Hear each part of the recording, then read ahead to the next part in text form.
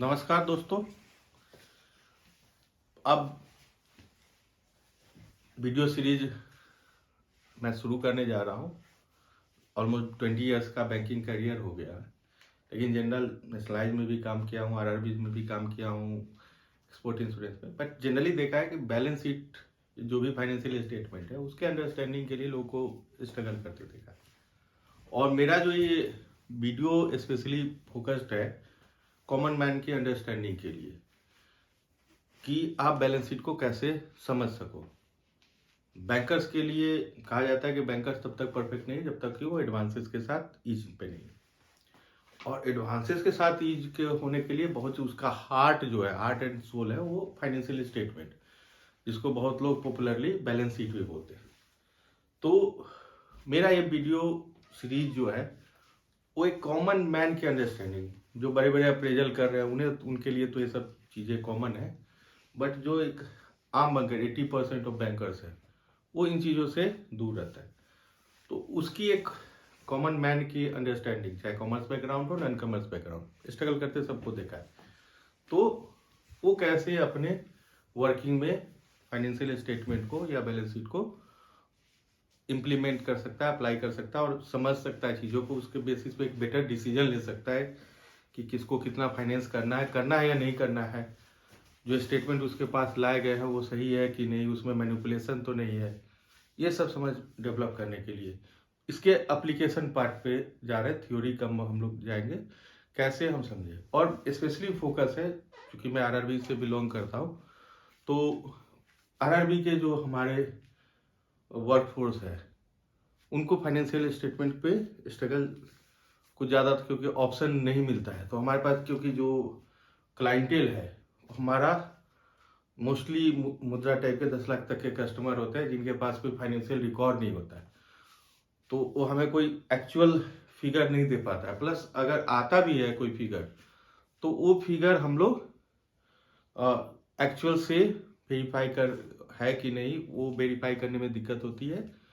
तो most of time हम trap हो जाते हैं मैनिपुलेशन के, या अनरियलिस्टिक जो सही डाटा नहीं है उसके में आ जाता है और हम गलत फाइनेंस कर देते हैं, गलत डिसीजन ले लेते हैं। कई जगह हमें होता है कि अगर हम कस्टमर को हेल्प करना चाहते हैं तो हम खुद डेवलप कर सकते हैं क्योंकि उसके पास रिकॉर्ड नहीं, बट उसके बिजनेस को समझते हुए हम डेवलप कर सकते हैं। तो ये वीडियो सीरीज बनाया हूँ, मेनली फोकस 4 पार्ट में होगा। पहला पार्ट जो है बैलेंस शीट पे रहेगा। बेसिकली फाइनेंशियल स्टेटमेंट होते हैं, तो जो फाइनेंशियल स्टेटमेंट का जो सबसे पहला जो इंपॉर्टेंट कंपोनेंट होता है वो बैलेंस शीट या एसेट लायबिलिटी स्टेटमेंट। सेकेंड होता है प्रॉफिट एंड लॉस अकाउंट, उसको हम लोग नेक्स्ट वीडियो में कवर करेंगे। इसके अलावा तीसरा पार्ट होता है कि हम लोग लिमिट कैसे निकालें डिफरेंट सिनारियो में, वो तीसरा पार्ट होगा। और चौथा में जो फाइनेंशियल स्टेटमेंट है उसका comparative analysis year after year करना होगा, क्योंकि कोई भी फाइनेंशियल स्टेटमेंट सिंगुलर में नहीं आता है। आप सिंगुलर स्टेटमेंट देख के डिसीजन नहीं ले सकते। ईयर आफ्टर ईयर, चाहे पीछे का पास्ट का एक्चुअल, प्रेजेंट का एस्टिमेट या आगे का जो प्रोजेक्शन है, उससे हम एक कंपनी के बारे जो भी फर्म को हम फाइनेंस कर रहे हैं उसके बारे में एक डिसीजन ले सकते हैं और एक अंडरस्टैंडिंग प्रॉपर डेवलप करते हुए। तो इसमें हम लोग कोई हेवी जार्गन्स पे नहीं जाएंगे, वो तो आप लोग को डिफरेंट ट्रेनिंग प्रोग्राम में मिलता है। प्रैक्टिकल अप्रोच पे ज़्यादा फोकस होगा और जो हमारे बैलेंस शीट जिस टाइप का हमें मिलता है वो उस पर फोकस करता है। तो सबसे पहले जो पार्ट है इसमें हम बैलेंस शीट को जानेंगे। बैलेंस शीट क्या होता है? बेसिकली एसेट लायबिलिटी स्टेटमेंट भी बोलते हैं। एसेट लायबिलिटी क्या होता है? लायबिलिटी जो हम कहीं से फंड अरेंज करते हैं, जो इसीलिए इसको बोलते हैं सोर्सेस ऑफ फंड, कि कहाँ से आपने कहाँ से एक बिजनेस को सेटअप करने के लिए किधर किधर से आपने फंड अरेंज किया। दूसरा जो हमारा पार्ट हो जाता है कि वो जो फंड अरेंज हुआ उसको हमने कहाँ कहाँ अप्लाई किया, और उसी को अरेंजमेंट ऑफ फंड और उसके एप्लीकेशन को देख के हम उस बिजनेस फॉर्म के बारे में, बिजनेस यूनिट के बारे में एक डिसीजन लेते हैं कि बिजनेस सही चल रही, सही पोजीशन में है कि नहीं, फंड का प्रॉपर यूजेज है कि नहीं, कोई फंड डाइवर्जन तो नहीं है, और हमारे बिजनेस जो है वो सही वे में काम कर रही है। तो ये हम बैलेंस शीट में देखते हैं। तो बैलेंस शीट में दो पार्ट होता है। सबसे पहले लायबिलिटी, जनरली कन्वेंशनल जो फॉर्म होता है, जो बैलेंस शीट का कन्वेंशनल मेथड में लायबिलिटी को लेफ्ट साइड में और एसेट को राइट साइड में लिखते हैं। आप अलग अलग नए जो बैलेंस शीट आ रहे हैं उसमें स्ट्रेट लाइन में भी मिलेगा, कई जगह एसेट पहले मिलेगा, लायबिलिटी साइड मिलेगा। तो कोई भी हो, आपको अगर बेसिक अंडरस्टैंडिंग है तो आप देख सकते हो। तो लायबिलिटी क्या है? Sources of fund.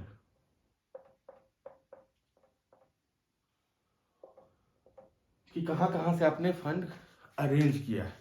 दूसरा, अब इसका यूजेस क्या क्या किए हो। अब सोर्सेस ऑफ फंड में सबसे पहला क्या आ जाता है? होता है कैपिटल।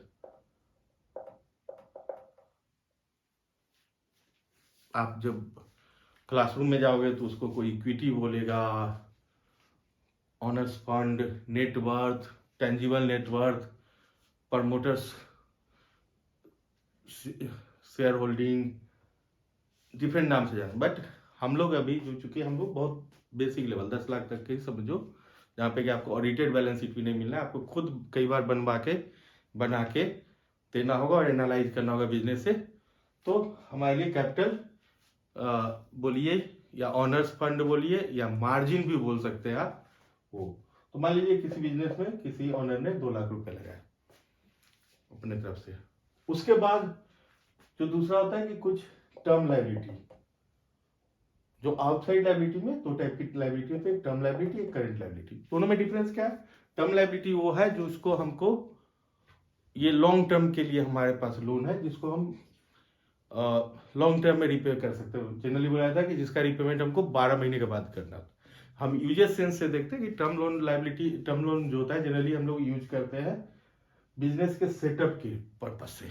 जैसे कोई बिजनेस यूनिट खोलना है किसी प्लेस पे, तो हो सकता है उसका ऑनर का अपना प्लेस हो या रेंटेड हो, बट उसमें जो सेटअप उसको लगाना होगा, जैसे फर्नीचर फिक्सर है, कुछ मशीनरी मंगवानी है, प्लांट मशीनरी, कुछ भी इक्विपमेंट लगानी है, कोई किराना दुकान खोलना है तो काउंटर लगाना है, फ्रिज खरीदना है, फ्रीजर लगाना है, वेटिंग मशीन यूनिट लगाना है, कंटेनर्स बनाने हैं, जैसी बिजनेस हो इसके अनुसार उसको लगाना है। तो उसके लिए वो लोन लेगा तो टर्म लोन के अंदर तो वो मान लो कि 1 लाख रुपया लिए अपने बिजनेस यूनिट को सेटअप करने के लिए। इसके बाद हमारे पास है करंट लायबिलिटी। करंट लायबिलिटी वो लायबिलिटी होती है जिसका डिफिनीशन के अनुसार है कि वो ऐसी साइड लायबिलिटी जो हमें 1 साल के अंदर पे करनी है, या इसको ऑन डिमांड लायबिलिटी भी बोलते हैं कि कभी भी आपसे मांगा जा सकता है। तो इसमें क्या आ जाता है? जैसे बैंक से आपने सीसीओडी लिया, ये भी हो सकता है। मान लीजिए 2 लाख का सीसी चल रहा है उसका, किराना दुकान का भी हम लोग एग्जाम्पल में ले रहे हैं। फिर इसमें क्या हो सकता है? कुछ वो माल उधारी पे लाया हुआ है जिसको बोलते हैं क्रेडिटर्स। दुकानदार आता है, माने जो सप्लायर है आके दुकान पे डाल गया या उधारी में उठा के ले आया, 1 लाख वो भी है। इससे ज्यादा सामान नहीं होता। इसमें कुछ कुछ ये भी होता है कि कोई कस्टमर से आपने एडवांस ले लिया है कुछ सामान मंगवाने के लिए, कुछ आपको टैक्स लायबिलिटी, जो हमारे छोटे मोटे कस्टमर में ये सब कुछ होता नहीं है, कुछ प्रोविजन करके रखना है, ये सब चीजें आप पढ़ते हैं करंट लायबिलिटी में। बट हमारे लिए जो मेनली काम का चीज है, जिस टाइप के कस्टमर क्लाइंटल से हम डील करते हैं, तो उसमें जैसे उसका सीसीओडी लिमिट हो सकता है, उसका उधारी हो सकता है। तो मान लीजिए कि 3 लाख 2 लाख की सीसी चल रही है उसकी और 1 लाख का क्रेडिटर्स है। तो टोटल लायबिलिटी साइड हमारा क्या हो गया? फंड अरेंजमेंट जो हमने किया टोटल 6 लाख का अरेंज किया बिजनेस लगाने के लिए। अब इस 6 लाख को हम लोग कहाँ यूजेज में डालेंगे? तो यूजेज में सबसे पहले क्या होता है? Fixed asset. फिक्स्ड एसेट क्या होता है? Land and building, plant and machinery, furniture and fixture. In fact investment भी आ जाता है कि अगर लॉन्ग टर्म इन्वेस्टमेंट 1 साल के बाद रिपेमेंट है तो उसको भी हम लोग इसमें डालते हैं। बट हम लोग ज्यादा अभी नहीं जाएंगे। समझ लो कि एक दुकान है, उसको सेटअप करने के लिए जो हमने काउंटर वाउंटर लगाया, तो मान लो कि 2 लाख का उसके पास ये है, काउंटर में लगा हुआ है। इसके बाद हमारा दूसरा आइटम होता है करंट एसेट और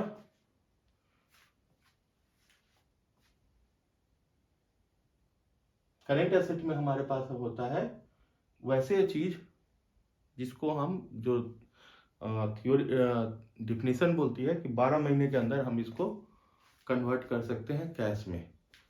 तो जिसमें क्या क्या चीज हो सकता है कि जैसे ये हमारी कैश रिक्वायरमेंट है, करंट लायबिलिटी, ये हमारी कैश की अवेलेबिलिटी है। तो इसमें क्या हो जाता है, स्टॉक, कि जो आपके दुकान में सामान पड़ा हुआ है, जो आप खरीद के लाए, जिसको बेचना है उसको बेचोगे, आपको कैश मिलेगा। या अगर मैन्युफैक्चरिंग यूनिट है तो कुछ रॉ मटेरियल्स है, कुछ सेमी फिनिश्ड गुड्स है, कुछ फिनिश्ड गुड्स है। तो हर वो आइटम जिसको आप सेल करके कैश में कन्वर्ट कर सकते हो, ये हो सकता है। मान लीजिए कि यहाँ पे 3 लाख की स्टॉक में पड़ा हुआ माल, फिर यहाँ पे हम फिक्स एसेट को 1.5 लाख कर देते हैं, थोड़ा और बेटर में समझने के लिए। फिर दूसरा क्या होता है, हमारे पास डेटर्स होते हैं। डेटर्स क्या होते हैं, जो जैसे क्रेडिटर जो हमको माल उधारी में देता है दुकान को। डेटर्स वो होता है कि हमसे सामान खरीद लिया लेकिन पैसा वापस नहीं, बट अगेन वो इसको कैश ही माना जाता है। तो आज न कल वो देगा। तो मान लो कि यहाँ पे 1 लाख रुपए उधारी पे हमने दे रखा है, रिसीवेबल्स भी बोलते हैं। इसके अलावा जो तीसरा आइटम होता है, cash in hand, cash in bank, ये कैश की फॉर्म में है। जनरली अपने बिजनेस कैश ज्यादा रखती नहीं, लेकिन मान लो कि यहाँ पे 50,000 की कैश इन हैंड है। इससे ज्यादा आइटम आपको नहीं मिलेगा।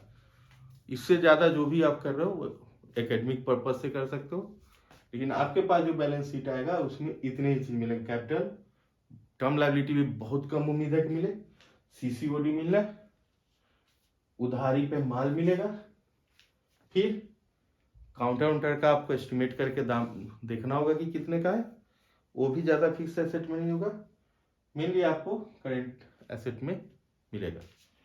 तो 6 लाख इधर भी, जितना एसेट होगा उतना ही लायबिलिटी होगा, जितना लायबिलिटी होगा उतना ही एसेट होगा। अगर इक्वल नहीं है तो मतलब कुछ ना कुछ आपके एनालिसिस में रॉन्ग है।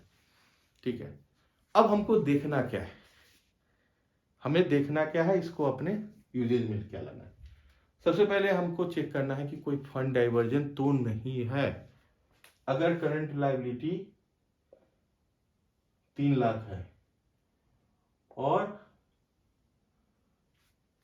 जो करंट एसेट है 4.50 है, तो मतलब कि 3 लाख बाहर से लेके इसने 4.5 लाख का बनाया है, तब तो ठीक है। मतलब आपने 2 लाख का लोन दिया और उसके बाद दुकान पे जाओ तो 3 लाख का सामान मिल रहा है, तो मतलब कि बिजनेस आपने सही जगह फाइनेंस किया है। लेकिन अगर 2 लाख दिए हो और वहां पे मिल रहा है आपको 50,000 स्टॉक, या स्टॉक है ही नहीं, तो इसी जब फंड डाइवर्जेंट, और फिर हमें वहां सजग रहना चाहिए। जहां भी आपके करेंट लायबिलिटी आपके समझ लो कि आपके सीसीओडी से कम स्टॉक डेटर्स कैश में है, तो आपको अलर्ट हो जाना चाहिए। तो फंड डाइवर्जेंट, 1 लाख का टर्म लोन लिया, फिक्स एसेट में 1.5 लाख है, अगेन फंड का यूटिलाइजेशन हुआ है अलॉन्ग विद मार्जिन। तो ये पहला चीज हमें चेक करना है कि करंट लायबिलिटी आपके सीसी से कम स्टॉक प्लस कुछ केसेस में जहाँ मैन्युफैक्चरिंग यूनिट है डेटर्स मिला के नहीं होना चाहिए। तो वो पहला चीज आपको चेक करना है। दूसरा, आपको ये तो मतलब प्रैक्टिकल बात है कि फंड डाइवर्जेंट को आप चेक करते हो कि टर्म लायबिलिटी, करंट लायबिलिटी और करंट एसेट। इसके बाद हमको क्या देखना होता है, जो 2 इंपॉर्टेंट चीज हमें बैलेंस शीट में देखना होता है। पहला कि हमारे जो इमीडिएट एक्सपेंसेस है या जो कभी भी खड़ा हो सकता है, उसके लिए हमारे पास सफिशिएंट फंड अवेलेबल है कि नहीं। अभी हमने जो फंड डाइवर्जेंट बोला था उसी को अब दूसरे फॉर्म में बोलेंगे कि हमारे पास सफिशिएंट अमाउंट है कि नहीं हम इसको रिपे करने के लिए। तो सीसीओडी क्या होता है, सीसी कैश क्रेडिट लिमिट या ओडी लिमिट ऑन डिमांड होता है। उसका कोई एक तो है कि उसको करेंट मैंने जो भी इंटरेस्ट लगा चार्ज लगा उसकी सर्विसिंग करनी है, जो भी सेल प्रोसीड्स है वो अकाउंट में आना चाहिए। नहीं आ रहा है तो आपको कोशिश करना है कि उसको मंगवाना है। बट रीपेमेंट कब होता है? रीपेमेंट हमेशा ऑन डिमांड होता है, तो या क्रेडिटर्स भी कभी भी मांग सकता है। तो अगर उसके पास सफिशियंट होगा करंट एसेट तो रिपे करने की कैपेसिटी में होगा। अगर नहीं होगा, अगर किसी के पास आपकी डिमांड समझ लो कि उसके खर्चे 1 लाख रुपए हैं लेकिन उसकी इनकम 50,000 है, तो कहाँ से चुका पाएगा अपने खर्चों को मीट आउट? फिर उसको कहीं ना कहीं से गलत करना पड़ेगा। लेकिन अगर 1 लाख का खर्चा है और 2 लाख की इनकम है या कैश अवेलेबिलिटी है तो आराम से रिपे कर देगा। तो सबसे पहले ये रिलेशन देखना है करेंट लायबिलिटी और करेंट एसेट को। इस लायबिलिटी को देखने के लिए हम लोग जो बैंकिंग टर्म में जो यूज करते हैं वो है, हम इसको थोड़ा, चूंकि बोर्ड छोटा है तो इसको थोड़ा डिटेल करेंगे, आप लोग नोट कर लो या देख लेना बस। अब हमें क्या देखना है कि जो सबसे पहला जो हमारा है कि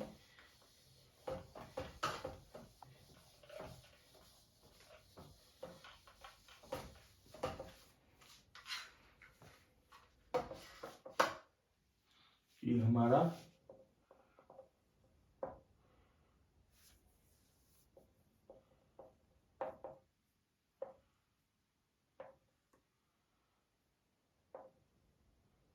इसमें सबसे पहले कैपिटल था 2 लाख, टीएल था 1 लाख, करंट लायबिलिटी थी, करंट लायबिलिटी में सीसी था 2 लाख का,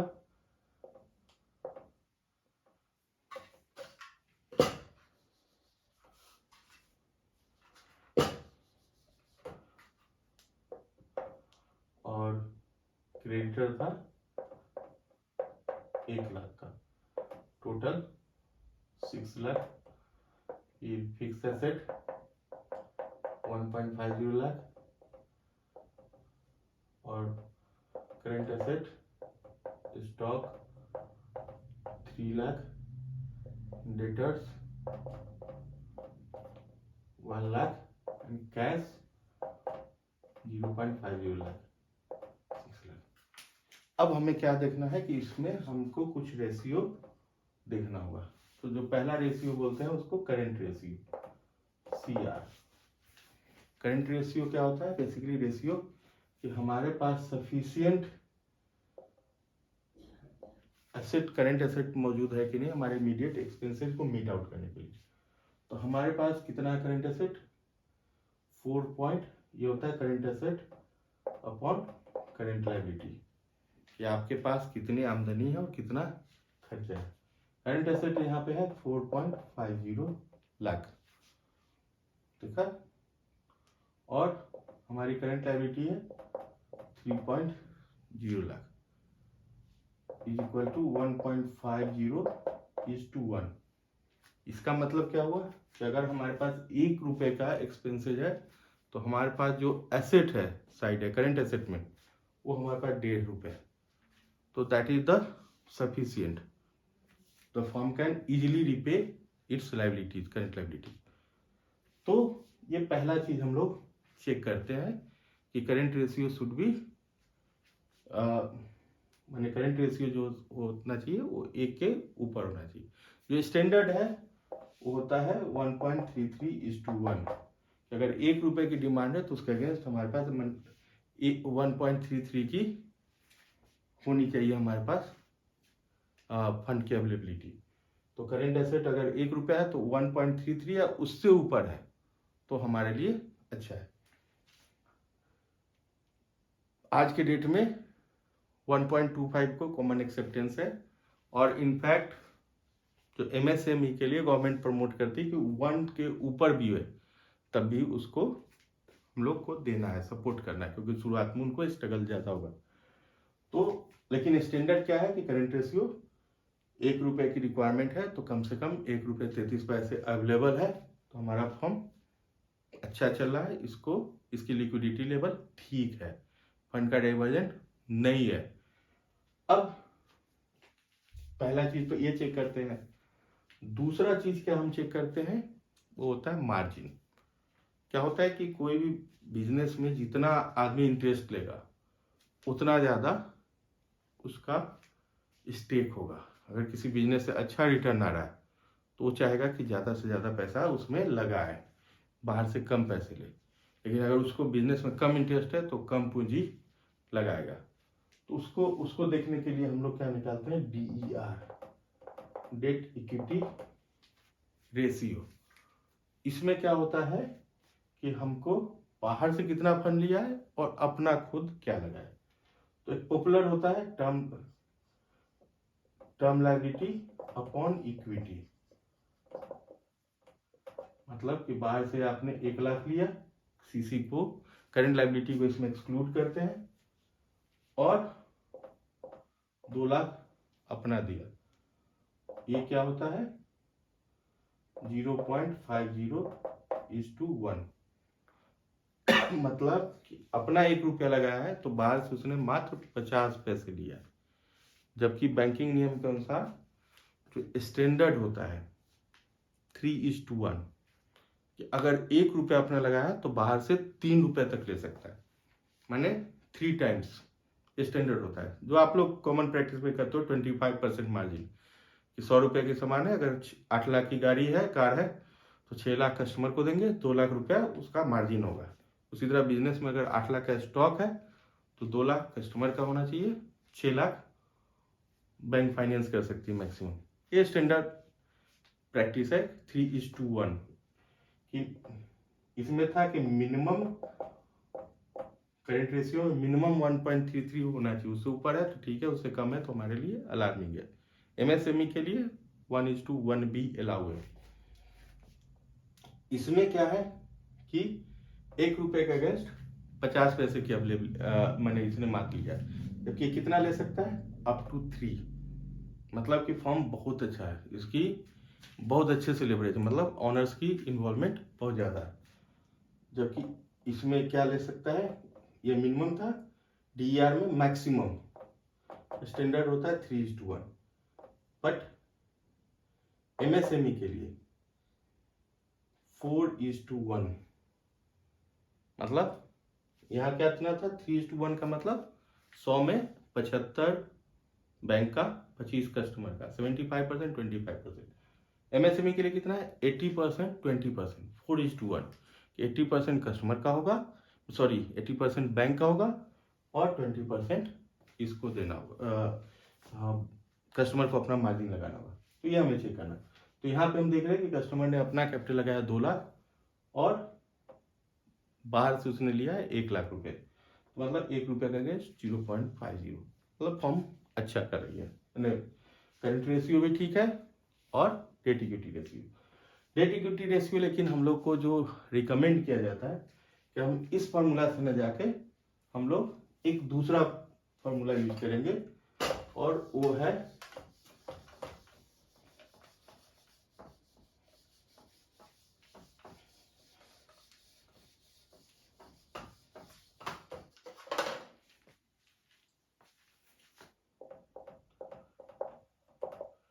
TOL अपॉन TNW। TOL क्या हुआ, टोटल आउटसाइड लायबिलिटी। पहले वाले फॉर्मूला में हमने सिर्फ टर्म लायबिलिटी को कंपेयर किया था कैपिटल के लिए, क्योंकि करंट लायबिलिटी रनिंग बिजनेस के काम में आता है। लेकिन यहाँ हमको देखना है total outside. Total outside liability क्या होता है, CL प्लस TL। और TNW क्या होता है, टेंजिबल नेटवर्थ। ये होता है नेटवर्थ माइनस नेटवर्थ, मतलब कैपिटल ऑनर्स का, और माइनस इंटेंजिबल। कई बार क्या होता है कि फंड तो एलोकेट हो गया, सारी चीजें अरेंज हो गई, कुछ अमाउंट वो लोग इंटेंजिबल में दिखा दिया जाता है। इंटेंजिबल मतलब जैसे आपने सुना होगा गुडविल, ब्रांड वैल्यू। अगर लॉसेस भी होगा तो वो भी इसी में डाल देंगे। प्रॉफिट होगा तो कैपिटल साइड जाएगा, लॉसेस होगा तो इंटेंजिबल में जाएगा। कुछ प्रिलिमिनरी एक्सपेंसेज, समझ लीजिए कि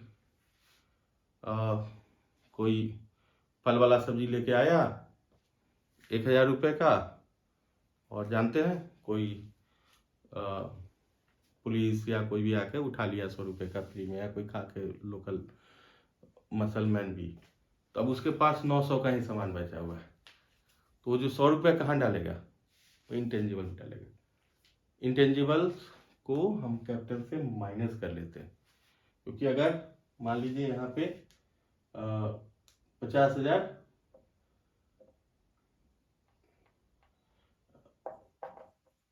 मान लीजिए कि आपका डेटर्स 50 ही है और इंटेंजिबल दिखा दिया 0.50, तो हम क्या करेंगे, कैपिटल जो होगा 2 लाख, उसमें से इस 50,000 को माइनस कर देंगे, तब वो हमारा एक्चुअल नेटवर्थ हो।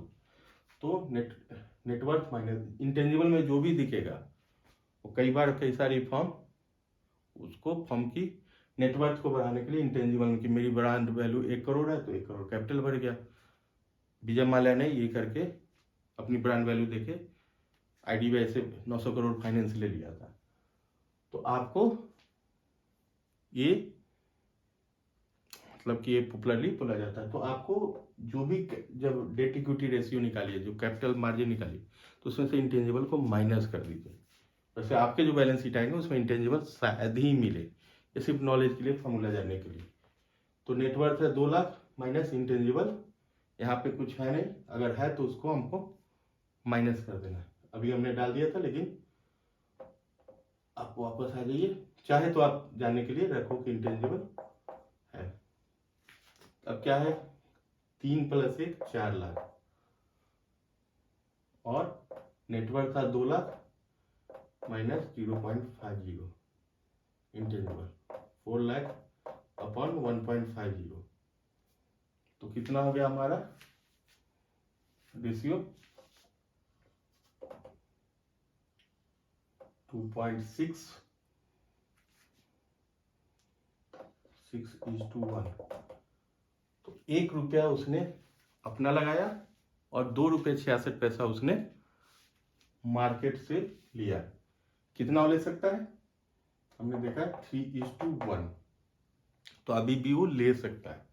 और MSME के लिए तो 80-20 होता है, मतलब 4:1, तो अभी भी मार्केट से वो पैसा उठा सकता है, मतलब firm is doing very well. हम इंटेंजिबल डाल दिए तब भी कैपिटल उसका अच्छा है, प्लस तो इस साइड से हम देख लिए कि उसका कैपिटल मार्जिन भी यूटिलाइज हो रखा है, इस साइड से हमने देख लिया कि करंट रेशियो ठीक है, मतलब फर्म की लिक्विडिटी पोजीशन भी अच्छी है। तो ये बैलेंस शीट में हमें देखना होता है। इसके अलावा डाइवर्जन पे कि पैसा लिया तो कहीं और इधर उधर तो नहीं कर दिया है, तो वो भी चेक करने के लिए हम लोग करते हैं। तो ये दोनों चीज़ें बहुत जरूरी होता है।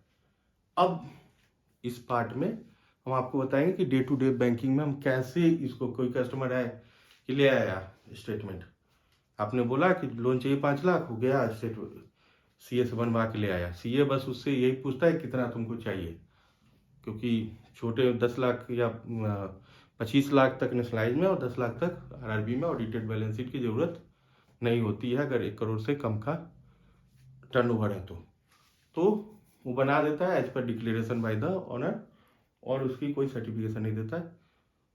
तो आपको लेकिन उसको जाके चेक करना होगा। कई बार होता है कस्टमर नहीं बनवा पाते, आप खुद एनालाइज करके निकाल सकते हैं। तो हम लोग इसमें भी सीखेंगे 2 पार्ट में। तो जैसे फॉर एग्जांपल हम लोगों ने सबसे पहले स्टार्ट करना है, 2 एग्जांपल हम लेंगे। एक तो किराना का दुकान लेंगे, किराना का दुकान, और इसमें हम लोग कैसे जाना, हमारे पास कोई रिकॉर्ड नहीं है, तो हमारे पास हमें क्या करना है कि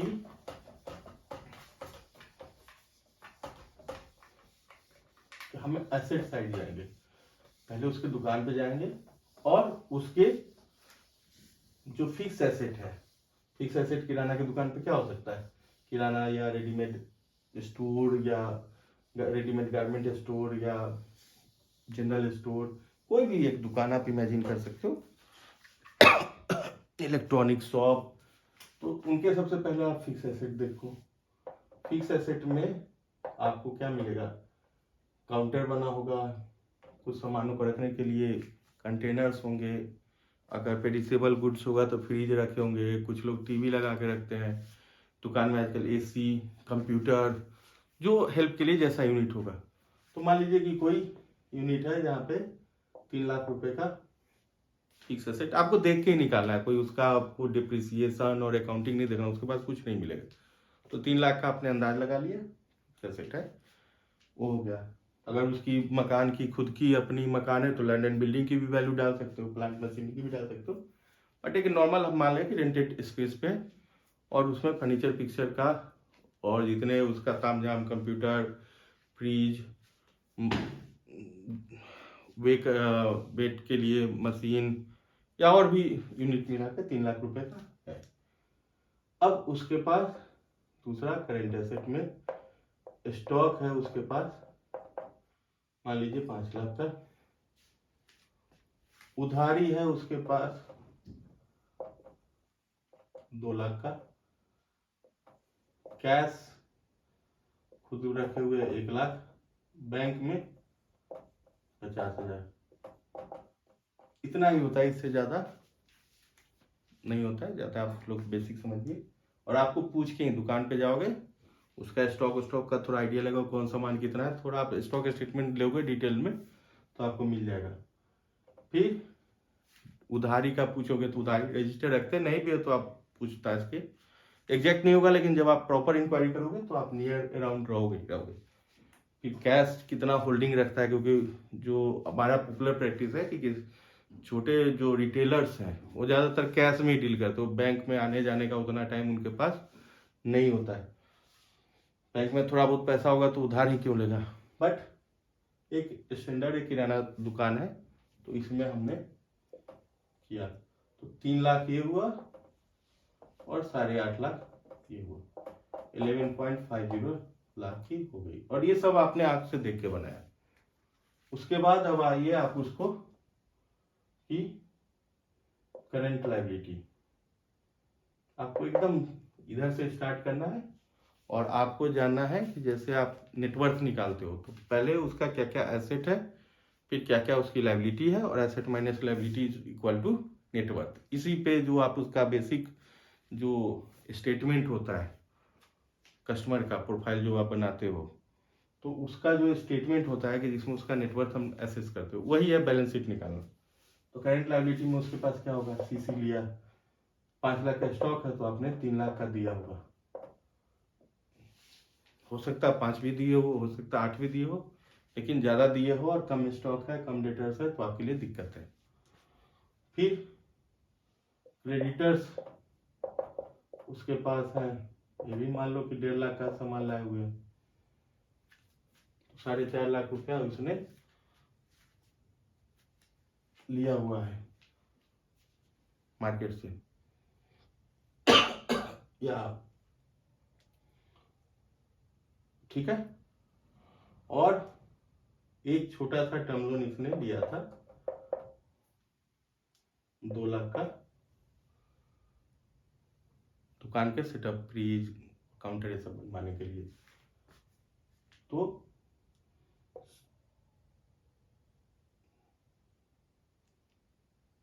अब बचा उसका कैपिटल, तो यहाँ था 3 लाख और 8.5, 11.5, और यहाँ हुआ 4.5 और तो 6.5, तो उसका कितना बचा 5 लाख। अब हम लोग ये हो गया 11.50। अब हम इसके फाइनेंशियल्स को चेक कर लेंगे और फिर आगे देख लेंगे कि सही है कि नहीं। 3 लाख का सीसी है, स्टॉक कितना है 5 लाख, ठीक। करंट लायबिलिटी हमारा 4.5 लाख है, उसके अगेंस्ट हमारा करंट एसेट कितना है 8.5 लाख। करंट रेशियो हम चेक करेंगे, करंट रेशियो हो जाएगा current asset upon current liability, कितना हो गया 8.50 अपॉन 4.50, तो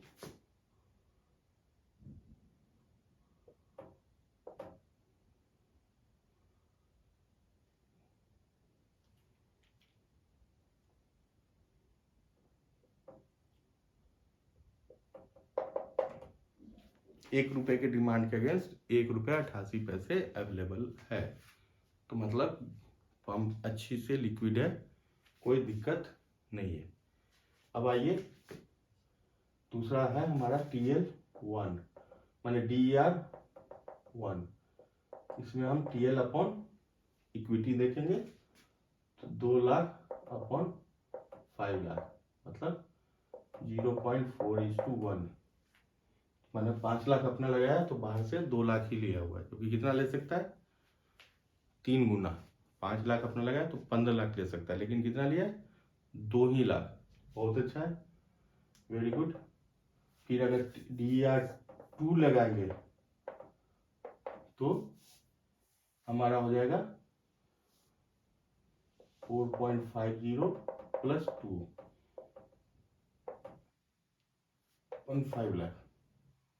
तो मतलब उसने DER2 में 6.50 लाख बाहर से लिया, 5 लाख अपने लिया, तो मतलब 1.3:1। 1 रुपया अपना लगाया तो बाहर से मात्र 1 रुपये 30 पैसा लिया। तो मतलब कि फॉर्म हमारी अच्छा कर रही है। तो हमें ये 3 चीज देखना था, एक तो फंड का डाइवर्जन, दूसरा करंट रेशियो। ये 1.88:1 है, जबकि हम आजकल 1.33 स्टैंडर्ड है, बट 1.25 को हम लोग प्रेफर करते हैं। और MSME के लिए 1 के ऊपर भी परमिसिबल है। डेट इक्विटी रेशियो 4:1 होना चाहिए, लेकिन यहाँ पे 0.4:1 है DER1 के हिसाब से, और DER2 के हिसाब से 1.33:1 है। ठीक है, तो मतलब इस फॉर्म को हम फाइनेंस कर सकते हैं। हम फॉर्म स्पेसिफिक अलग से भी वीडियो बनाएंगे, जिसमें उसके सारे बैलेंस शीट भी देखेंगे, उसके प्रॉफिट एंड लॉस भी देखेंगे, उसकी कितना लिमिट देना चाहिए, कितना रीपेइंग कैपेसिटी, वो भी देखेंगे। लेकिन ये आपको बता सकते हैं कि कैसे आप बना सकते हो। दूसरा, एक बहुत ही छोटी यूनिट, बेसिक यूनिट मैं अपने क्लासरूम्स में कराता था, या जब भी मौका मिलता है तो मैं कराता हूँ कि इसी तरह जो छोटे, जैसे कोई चाट पकौड़ी की दुकान है, कोई वेजिटेबल वेंडर है, छोटी से छोटी यूनिट का भी आप बैलेंस शीट बना सकते हो। इसको आपको 10-20 हज़ार भी देना है, लेकिन आप फाइनेंशियली उसको कैसे दे सकते हो वो भी देखना है। क्योंकि जनरली सीधे हमने देखा है कि प्रैक्टिस में आदमी बस वो मांगना है कि 2 लाख चाहिए, आपने सीधे 2 लाख सेंक्शन, बहुत हुआ तो 3 लाख स्टॉक दिखा दोगे, या कोई लोग तो मार्जिन भी नहीं लिखते हैं। दिखा है कि 2 लाख डिमांड है, 2 लाख सेंक्शन, मार्जिन भी नहीं।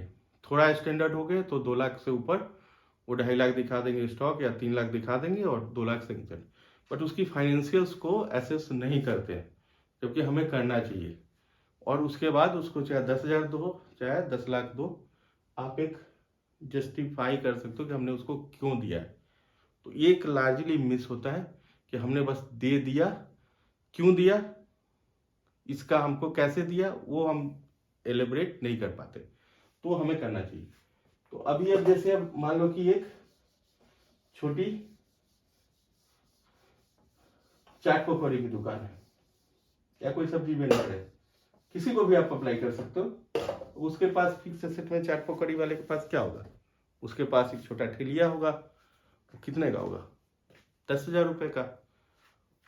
थोड़ा उसके पास बनाने के लिए गैस चूल्हा, सिलेंडर, थोड़ा स्टोव, तवा, बर्तन रखने के, ये सब उसके फिक्स एसेट में आएंगे। तो 10,000 के मान लो ठेलिया हो गया, और 2, 4, 5, 10,000 के बाकी सब तामझाम में, तो 20,000 के इसके फिक्स एसेट हो गए। करंट एसेट में क्या होगा, कुछ लोग आलू रखता होगा, कुछ मटर रखता होगा, प्याज हो गया, मसाला हो गया मंगा के रखता, पत्तल जिसमें खिलाता होगा। तो ये सब मान लीजिए कि आपको ये सारा मिला के थोड़ा ठीक ठाक चल रहा है, थोड़ा स्टॉक मेंटेन करके रखता है। तो मान लीजिए आपका PM स्वनिधि का कस्टमर है, तो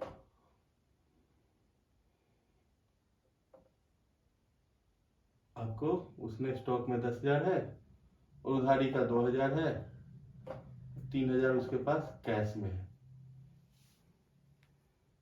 तो 10,000 का मतलब आलू है, सामान सब लाया हुआ, 2,000 रुपया उसने उधारी में कोई कोई खा लेते हैं, वो हो सकता है। जनरली बहुत कम होता है, हिसाब किताब वो लोग रखते नहीं, लेकिन थोड़ा बहुत तो रहता है। और 3,000 रुपया उसके पास कैश में है। तो टोटल हो गया हमारा 12 3 15 और 20 35,000 का टोटल बैलेंस शीट हो गया, जिसमें 15,000 रुपया हमारा करेंट एसेट है। अब आएंगे, उसने हमसे पीएम स्वनिधि का 10,000 रुपया लिया है। हो सकता है कि 2,000 रुपये का वो बाहर से उधारी लिए हुए हैं माल। 12,000 ये हुआ,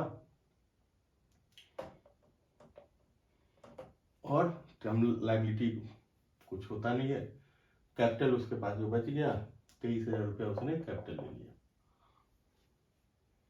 अब ये जो हो गया 35,000, अगेन 12,000 है तो उसका अगेंस्ट 15,000, मतलब डाइवर्जन नहीं है। तो पहले सबसे पहले हम लोग निकालेंगे करंट रेशियो। करंट रेशियो क्या हो गया, 15,000 अपॉन 12,000।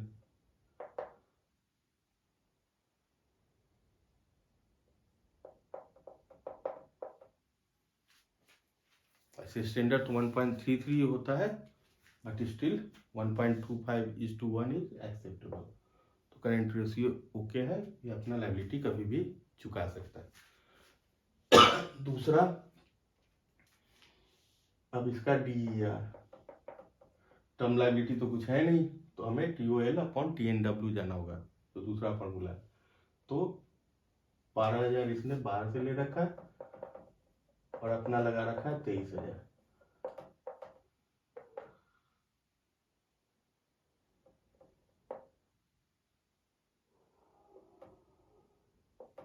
0.52:1, 1 रुपया अपना लगाया है, तो बाहर से ओनली 0.52 लिया, जबकि ये MSME होने के कारण 4 रुपये तक ले सकता था। तो मार्जिन भी अच्छा है और करंट रेशियो भी अच्छा है, तो मतलब हम पास है, हम इसको फाइनेंस कर सकते हैं। ठीक है, तो ये बैलेंस शीट को हम लोग यहीं कंक्लूड करते हैं। आई होप कि आपके जो डे टू डे बैंकिंग होती है, किसी को 50,000 देना है, किसी को 1 लाख देना है, 2 लाख देना है, ये सिंपल तरीके से आप बस दुकान पे जाओ, उसके बिजनेस यूनिट पे जाओ, देखो फिक्स एसेट में क्या है, स्टॉक देखो, उधारी पूछो, कैश का हिसाब पूछो, बाहर का उधारी पूछो, किस फॉर्म में है, करंट लायबिलिटी CCOD या तुरंत देने वाला है तो उसको इसमें डालना है करंट लायबिलिटी में। अगर कोई लंबा टर्म लोन लिए हुए है तो उसमें डालेंगे, और जो बच जाएगा माइनस वो करके हम लोग कैपिटल निकाल देंगे। और फिर हम देख लेंगे कि कोई फंड डाइवर्जन तो नहीं है।